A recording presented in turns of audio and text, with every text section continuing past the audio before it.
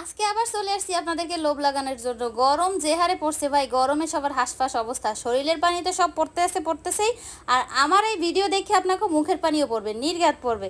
আর লোভ যদি অবশ্যই লাগে, মুখের পানি যদি অবশ্যই পড়ে, অবশ্যই কমেন্ট করে জানাবেন। আর কমেন্ট করার সাথে সাথে ভিডিওটা অবশ্যই সবার কাছে একটু ছড়াই দেবেন। তাইলে চলেন ভিডিওটা শুরু করে দিই। আমার মনে হয় আমার মতো গরমকাল কারোরই পছন্দ না, কিন্তু গরমকালের এই খাবারগুলো কিন্তু সবার পছন্দ।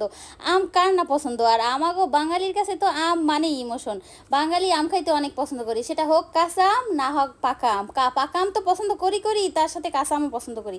রাস্তাঘাটে যেদিকে যেখানে তাকাই শুধু গাছে আম ঝুলে আছে, আর এই আমগুলো দেখে মনের মধ্যে খালি ইচ্ছা করতেছিল কখন এই আম বানানি খাবো। আর যখন মনে একটা ইচ্ছা জাগে, সেইটা পূরণ না করা পর্যন্ত তো আমার পেটের ভাত হজম হয় না। তাই আজকে গাছ দিয়ে সব আমগুলো পাইড়ে দিছি। আমগুলো বেশি বড় হয় না, তারপরে চিন্তা করলাম যে এই যতটুকুই হয়েছে এই আম দিয়েই আজকে বানানি করবো, আর এগুলো দিয়ে আপনা করে দেখাবো, আর আপনাকে আমার সাথে সাথে